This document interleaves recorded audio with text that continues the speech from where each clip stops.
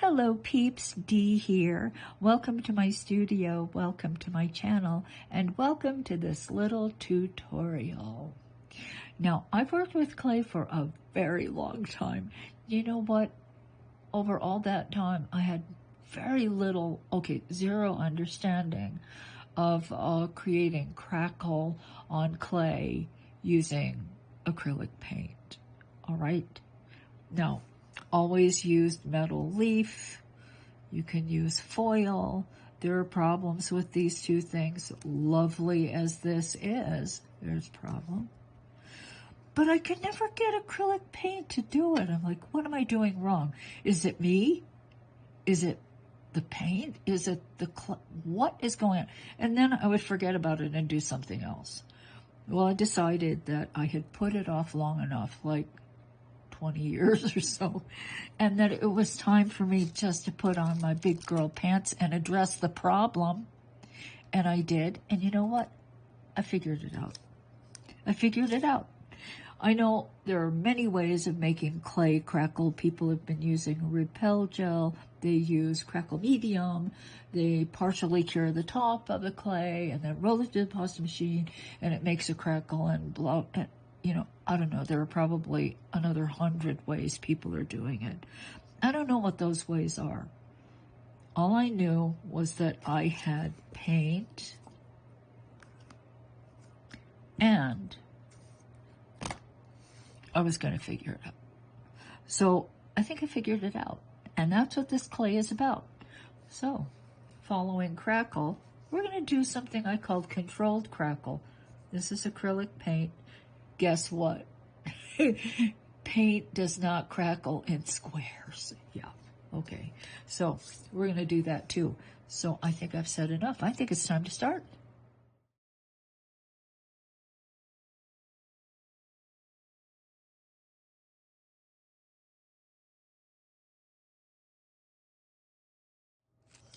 Okay, let's get started. Now, when I first started in clay, and I think I'm going to work it that way, the very first thing I ever saw that would crackle on polymer clay was actually leaf. Okay, so this is leaf. Now, what exactly is it? Well, it's pounded metal. Some kind of pounded metal, pounded really, really thin. Okay, and it is brittle. By that I mean it doesn't stretch, yeah? And it's quite wonderful, the crackle that you can get from it. Now, the advantage is the quality of the crackle you get. The disadvantage is that metal and clay don't form a permanent bond, do they? So you put it on the clay, it crackles nicely, you cure it, but you still haven't really bonded this to your clay. Yeah, it's kind of a disadvantage, isn't it? And that's why when I use metal leaf for crackle, I usually put a very, very thin sheet of translucent on the top, and that's kind of holding it in. It's kind of securing it to the surface of the clay beneath it. But let's just start there. Yeah.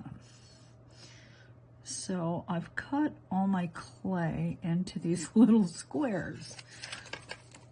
Yeah.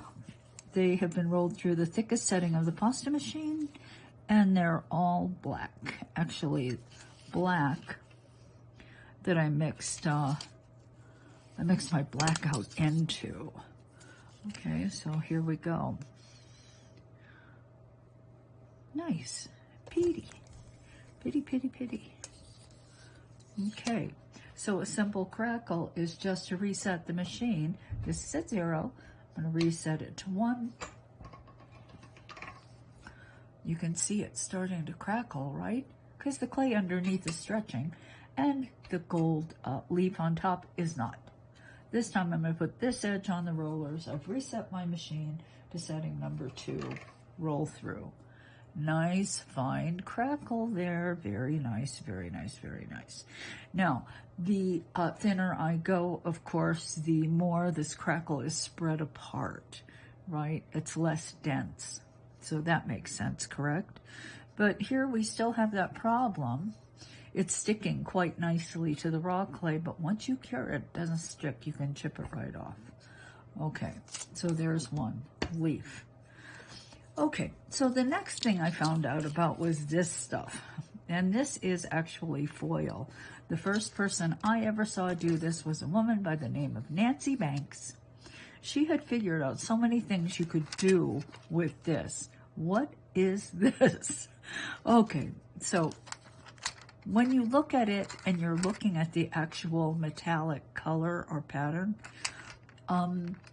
you're looking through a sheet of Mylar, because this is a chemical coating that has been applied to the back.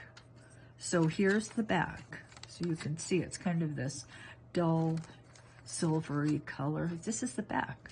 This is the side that you can scratch, see? Scratch up.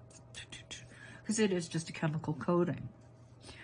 This side, I can scratch for days. Nothing's going to come off because I'm scratching at Mylar. So let us take another little teeny piece and let us put it right on top. And this material was originally made for t-shirt heat transfer, t-shirt transfer. So you want to burnish it. This piece is too big. And you might even grab a little credit card or something. Something stiff like, oh, my AAA card. And I'm just going to take and flick. And this is what she always said, just flick, flick, flick, flick, flick. What I'm doing is I'm trying to get that coating to leave the Mylar and stick to the clay. Okay.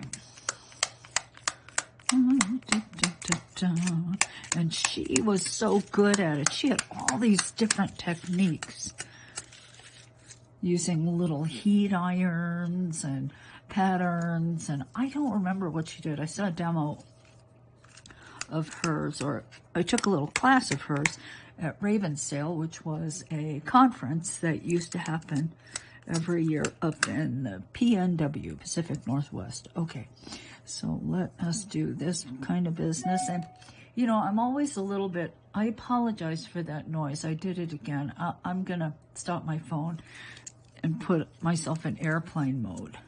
Hopefully that'll take care of it. But let me just finish this part. Okay, so I never really know exactly how much I do, so I probably overdo it. There's a woman named Barb Harper who does this, and I swear she goes like this. And it's done. She rips it, whips it off, and she has transferred. She must have really hot fingers or something. Okay, so let's give this a go. Grab, and don't pull it off slowly. Pull it off fast, okay? So there we go. The chemical coating is now on the clay. Here is the back. Here is the front. So whenever you use this, of course, you want to see the actual pattern. If you look at it like this, you got it upside down. All right. So let's give this a little bit of a crackle. Going back to setting 1, I'm going to roll it through. Ta-ta! Roll through again. And it is not as brittle, right? This chemical coating is not brittle like the leaf. So see how much finer it is? Now I'm going to have to roll it through again. Setting number 2. Reset the machine to 3. Roll it through. Now you're starting to see more of the crackle. Reset the machine to 4. Roll it through. And you can see that very fine crackle in there? Yeah, so it's a nice crackle. Now, what's the advantage of this over this? Well, you have a very nice bond between the chemical coating and the clay when you cure it. The problem with this particular material, as I have experienced it, is that the metallic finish is not that sturdy. It's not that durable. You can rub it off. Okay, so it should be sealed as well. But it's better in one way and not quite as good in another, but pity. Pretty stuff. Okay, so let me go into airplane mode, and hopefully there won't be that annoying ding. Okay, we are now in airplane mode. Hopefully nothing in the studio is going to ding. Hopefully. All right, let's move on. We're going to move on to acrylic paint. Yeah, here's some. Let me use a different color. I'll use white. All right. So, this paint is a lot more expensive than this paint. Yeah, it is. This tube stuff is really good.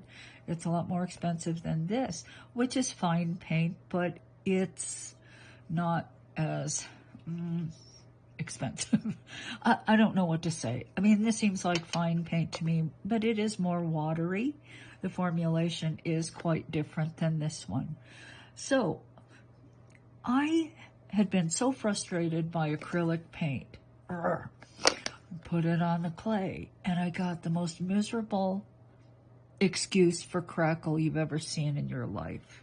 Now, I know acrylic paint Crackle is absolutely possible because there was an artist by the name of Elise Winters who had the most beautiful work. This wonderful gold crackle on these beautiful Skinner blend colors, and then she would shape and flute, and you had all these curves going. Anyway, it was just beautiful stuff. And she told me it was acrylic paint. Now, I never asked her what acrylic paint she used. I never asked her how she did it because I felt that information was proprietary. This is the way she was making her living, through her art. And she was going really far with it because it's so absolutely stunningly beautiful. She is no longer with us, and that's one of the very saddest things about our community, when we lose people who are so gifted and so giving and so talented, who obviously have so much to give to the community. And she passed on, and I think it was 2019. Well, I think Elise would have shared what she knew, but I don't think she had time. When she passed, she was still working in this beautiful Crackle Skinner Blendy thing that she did. And so ordinarily what happens with artists is, we use something, we come up with something, we use it, we take it as far as we can, and then at a certain point, we let it go. Most of us let it go. Some hang on to it forever, but most of us let it go into the community. It becomes part of this body of knowledge within our community. One of the nicest things about polymer clay is just this very characteristic among most artists, is this sharing. It doesn't happen in every medium, by the way. I mean, there are some ceramic glazes that are lost forever.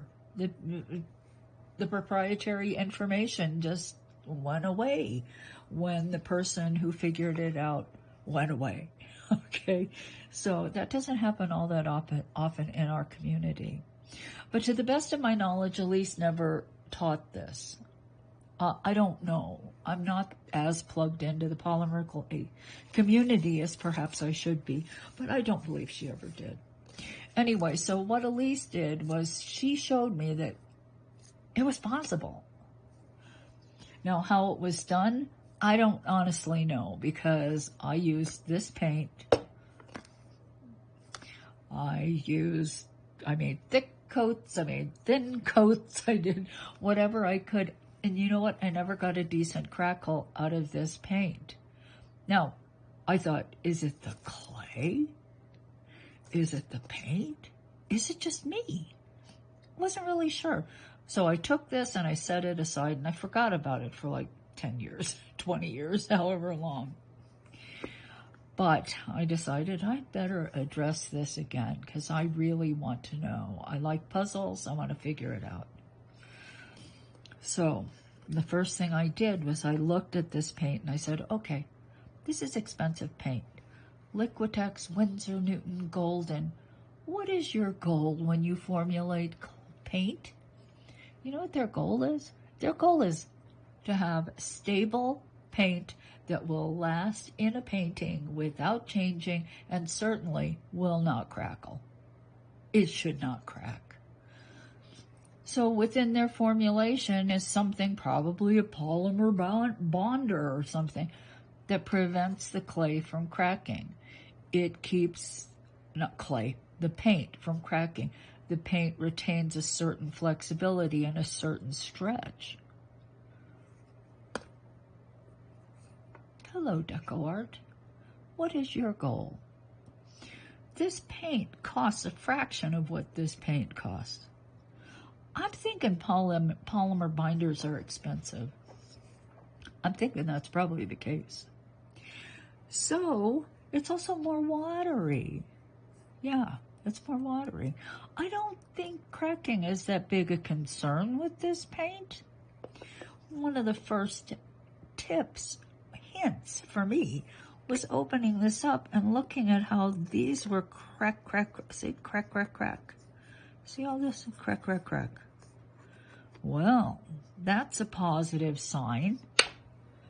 That to me was an indication that this paint, when it dries, is more characteristic of this leaf than it is of saltwater taffy or gum. Okay? All right, so that's what we're going to do. We're going to use these two paints, and I'm going to show you what happens. On we go. So let's begin with the Liquitex Iridescent Rich Gold or Rich Iridescent. Now this paint is not the newest paint. I got it quite a while ago. And so the current formulation might be a bit different. All right. So the way I work this is to put thin coats on the clay. And I find that, of course, black clay really, the paint really kind of pops off of black. If you try it on white, it kind of looks kind of like nothing. Okay, so you're going to let that dry. And then apply a second coat, let it dry. Apply a third coat, let it dry. Okay, so I'm drying now. You just want to make sure that the paint on the clay isn't so wet that when you put wet paint on the wet paint, sometimes it pulls the paint off the clay. So just make sure that this is absolutely dry to the touch before you apply a second coat, then a third coat. So I have 3 coats of paint on there. Now here's another piece, little black piece of clay. And you know what's helpful? Particularly for this, if you really stick it to something, because then every time you hit it, it won't pull up on you. Like, yeah, it happens. So let me shake this up.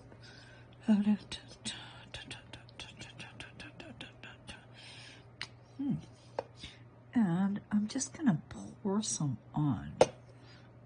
Let's just spread it around. But you see how watery it is, right? But it's got really good coverage. But it is very watery. It's going to take a little while to dry.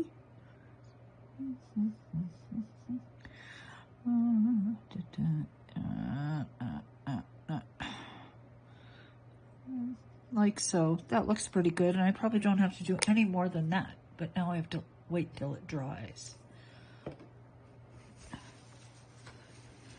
Okay, so when this is dry, I'll be back because we'll be rolling these two through the pasta machine. All right, so the white paint is almost completely dry. I'm going to put a little more on because you can see that it's not, the coverage is not as thick. So just another drop. Let me smush this around. And let's wait for this to dry. And then we'll be ready to do our crackle. Now, the one thing about acrylic paint, I don't know if I said this, but it forms this beautiful, strong bond with the polymer clay after it's cured. So definitely good stick, actually excellent stick, not so great, okay? Actually 0 stickum, and this is better than this, but certainly not as good as this. This is the foil, this is the leaf. Okay. Now we have to wait for this to dry. So I believe the paint is pretty dry. Dry to the touch anyway, but before I roll it through my pasta machine, I'm gonna do a little bit of rolling with this. I don't always do that, but you know what? You don't want to have wet acrylic paint stuck to your rollers. Yeah, it's a mess. So let me just kind of flatten it with this guy first and make sure that anything might, if anything's going to stick, it'll stick to your, much easier to clean. Much easier. Okay, so this guy. See, I picked up a little bit of acrylic paint there. So I've got to let this dry for a few more minutes, I think. I just don't want any more acrylic paint to come off onto my roller. My pasta machine rollers. It's really a mess. You try to clean that up. Okay, so I think we're okay. Now, first I'm going to roll the gold through. And I follow the same basic procedure. This has been rolled through setting number 0, so I'm going to go 1, 2, 3, 4, and so forth. So let's do 1, reset the machine to 2, reset the machine to 3, reset the machine to 4. Okay. Now, let's do the white. I'm going to switch back to setting number 1 and do the same thing. 1, 2, 3, 4. 1. Already you can see it's crackling. 2, 3,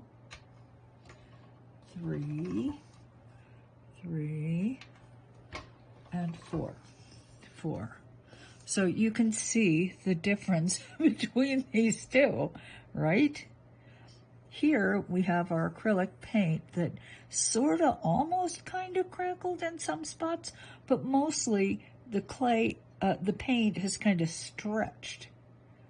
That's why you don't have as distinct the crackling that you would have here. You can clearly see the difference between them. Cheap paint, expensive paint. Cheap paint, expensive paint. Yeah. So for this particular technique, I say cheap paint is the better option. Ta-ta. There are so many ways that people have tried to crackle. Sometimes they'll take clay. Let's say you take something like this and you just heat gun the top so it cures the very top surface, and then you crackle, and the clay that's cured doesn't stretch, so the clay underneath is stretching, and that creates a crackle, and that will work. The first person I saw do that was Gail Ritchie. She did that at a CHA show, teaching a class. Anyway, so, but this I think is really good, and honestly the only difference is that it's cheap acrylic paint, not expensive. Honestly, I don't know. Maybe this is stuff you guys already know, but it's something I did not personally know. Okay, so let's set these guys aside, and we are going to continue with what I call a controlled crackle. All right? Now, in order for me to do the controlled crackle, I am going to make a gold sheet and I will make a white sheet. Okay? So, see if they work the same. Okay, pals, before moving on, let's talk a little bit about this paint. I don't know if I said it before, but it wouldn't hurt to say it again. This paint, if you use this paint to make your crackle sheet, you should make it, bake it fairly quickly, because this paint seems to dry all the way through pretty quickly. So don't make a lot of it, leave it around and think, I'm going to use this next Tuesday, right? No. You're going to make the sheet, you're going to use it, and you're going to bake it in pretty short order. Do not let it sit. It will not be any good to you if you let it sit too long. Here are some samples of what I did. All of these started out as a white crackle sheet. This has alcohol ink on it, alcohol ink. And what I did was, when the sheet was raw and crackled, I put this stuff on it, just kind of painting on it. It was quite messy. I did not enjoy the process. I probably will not do it again. I mean, it was even too messy for me. Okay, so this was actually a white crackle bead, and I just put oil paint on it, and I like it. I'll do this again, definitely. All right, let's move on. Okay, so the gold is dry, 3 coats just like before. The white is still drying, and right, see that dark area? Well, I put fresh paint on paint that wasn't dry, and I went tuk, tuk, tuk, and look, it pulled it up. Yeah, so let's let that dry. All right, so for controlled crackle, you're going to need a sharp blade. Cutters don't work too well for this. You want something that's going to cut through the paint, but is not going to push the paint in as you cut. Therefore, get a sharp blade. Now I'm going to do the simplest, which is just cutting side by side like this. Just like so. You know, one of the things about Elisa's wonderful work with the gold is that she had these perfectly square crackles. And I remember thinking, what kind of paint does that? And then I just kind of forgot about it. Until I decided that, yeah, it was pretty stupid to think that paint was going to do it. You have to do it yourself. Okay.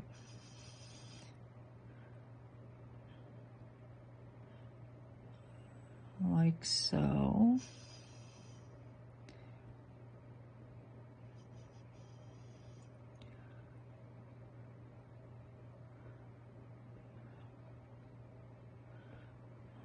Yeah, here we go.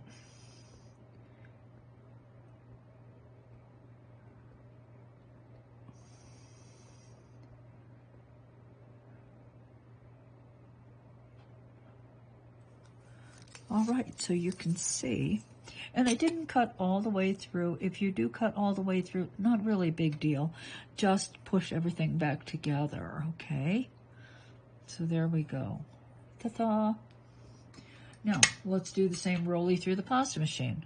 1, 2, 3, 4. 1, 2, 3, and 4. Ta-ta! Nice little grid pattern I've got there in paint. Now, somebody out there is going to say, well, why don't you just silk screen? Like this. This is a silk screen. Absolutely, you can do a silk screen. Absolutely. Why not? If you have exactly the perfect silk screen, use the silk screen. Ta-da. That's it. I rather like being able to do it with any color this way, which is kind of easier for me because cleaning screens isn't always easy. Also, I'm going to show you something else. If you work this way, then you can do this sort of thing as well by creating a sheet that has this, you know, this is like gold and turquoise and lime green and then gold on top again. That's a little more difficult with a silk screen. This has the red iron oxide in it. So you can see that you can really kind of vary the colors up as you see fit, okay? That's more difficult with the silk screen, a lot. Okay, so here are some beads that I did using just this very thing. Here are some other beads, and you can see the red iron oxide, and there's the turquoise, and you know, there's gold underneath. I can see gold there. So you can get some really nice effects that I think would be much more difficult with silk screen. I mean, your screen would be drying out, I think. So there is something you can do. Now, this is not yet dry, so let me continue showing you some other things that can be done. With this very thing, just this very thing. Recognize that? This is a Starry Night cane, the Starry Night Skinner Blend cane. This is the Rainbow Swirl. And I put paint just as I did here on that cane slice. Okay, so there's a lot you can do with it. Now let's check this guy out. Okay, so I think this is good enough. I am going to cut as I did here, and I'll come back when we're rolling it through. So I cut the grid. Now I'm going to thin it. 1, 2, 3, and 4.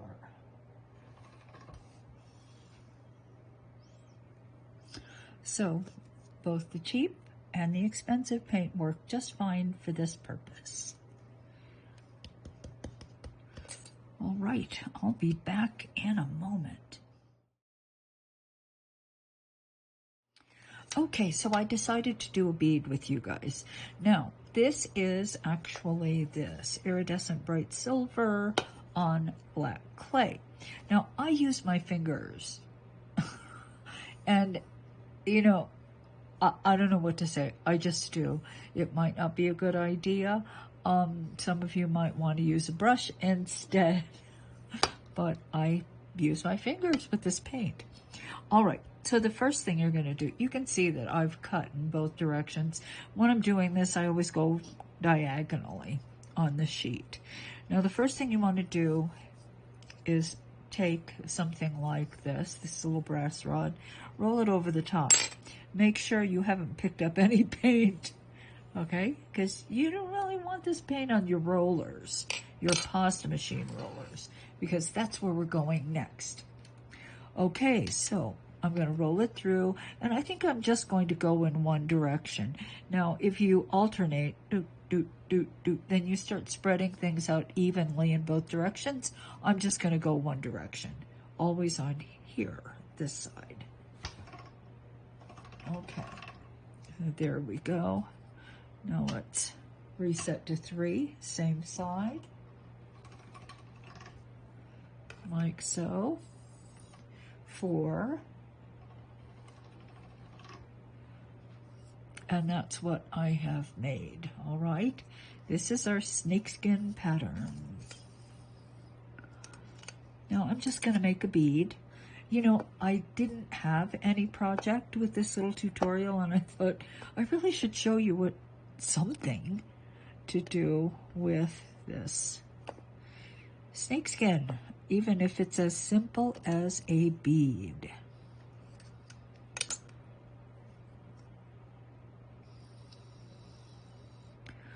Okay, now because I rolled this I cut diagonally on this sheet. Looks like this.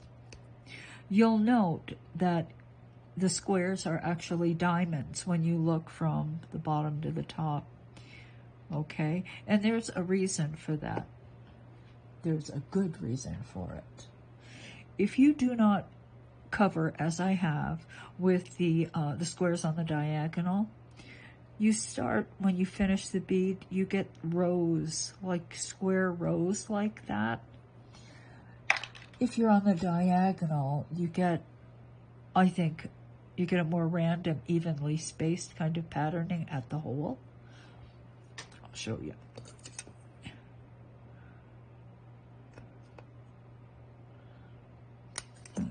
I don't want a bead this large, so I'm going to cut this in half.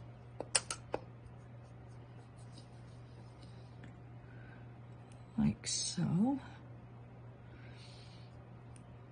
Okay. Now we're going to do the usual where you just kind of indent the ends a bit and then pull the clay from the sides up over the scrap.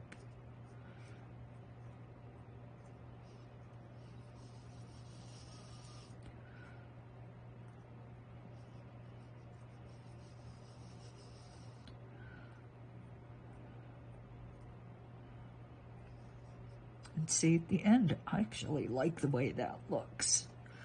Okay, as opposed to what I showed you before. Well, here's another one. Okay, and that is why I wrap on the diagonal, not on the square.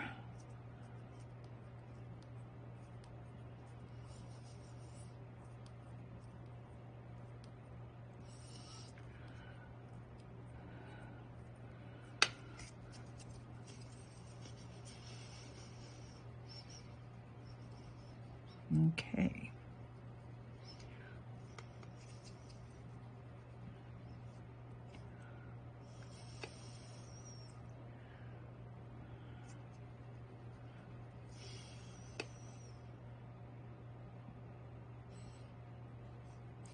Here's a little silver snakeskin bead. Let's pierce a hole.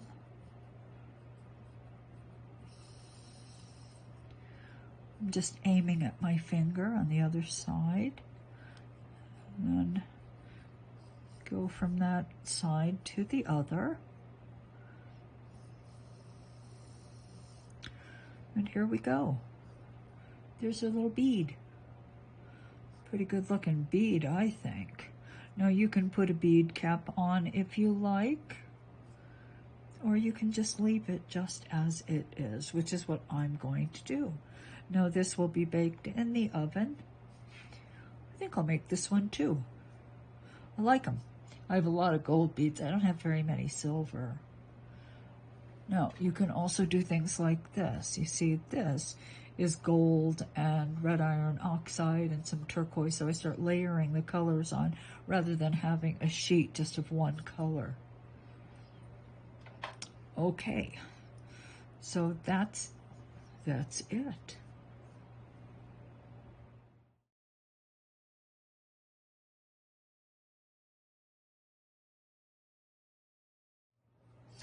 Okay, so let's wrap it up. Talk about what I just did in this little tutorial, little technique tutorial. Okay, started out with metal leaf. Nice crackle, huh? Very nice crackle. But remember, the metal leaf doesn't form a permanent bond with clay, so this has to be sealed somehow on top to make sure it sticks and doesn't just chip off. Now this is foil, not leaf. This is the chemical coating on Mylar, and it crackles too, but it's a much finer crackle because that chemical coating kind of stretches more. I think it's less brittle. That's the word, brittle. This is brittle. This is less brittle. Anyway, so of these two, I think you get a nicer crackle with the leaf. This chemical coating does stick better to the clay, but then again, you still have to do something about the top because it can quite easily get rubbed off, chipped off, whatever. Okay. So the better choice for Crackle is definitely what? Acrylic paint. Why? Because acrylic paint forms a nice, sturdy, strong bond with your clay after it's cured. Expensive paint doesn't crackle as well because it tends to stretch. It is more flexible, it's more supple, it's more stretchy. And so when you're thinning the clay underneath, it has a tendency to stretch out instead of break. Okay? I mean, this characteristic is what they want for painting. For like really good painting. This is also acrylic paint. It is the less expensive paint. It's the paint that comes in the bottles. There's a lot more water and a lot less of whatever that binder is that makes the clay stretchy. Okay, so you can see it forms a really nice crackle. This is a good crackle. Very good. This crackle, you know, I don't know, I haven't worked with any of the other crackle mediums. I mean, people are using a definite crackle medium on their clay to get the crackle. There are many ways people are crackling. I don't know what all of them are. I mean, obviously, that goes without saying. I mean, I know very little about crackle, only what I figured out by myself. Okay, so let us move on.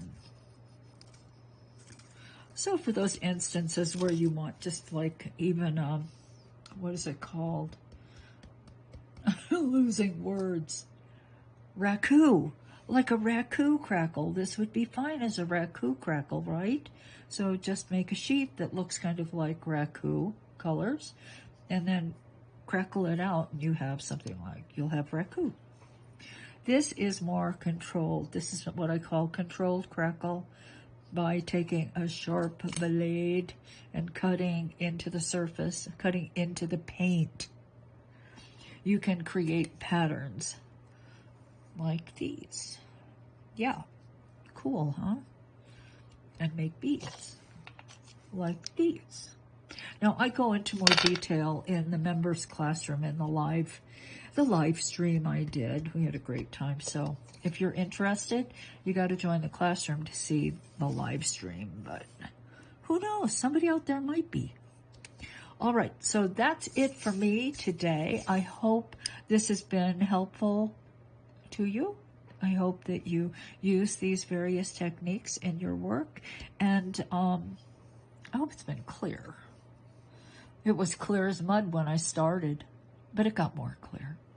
All right, so for today, that's it for this tutorial. I'm Donna Kato, signing off.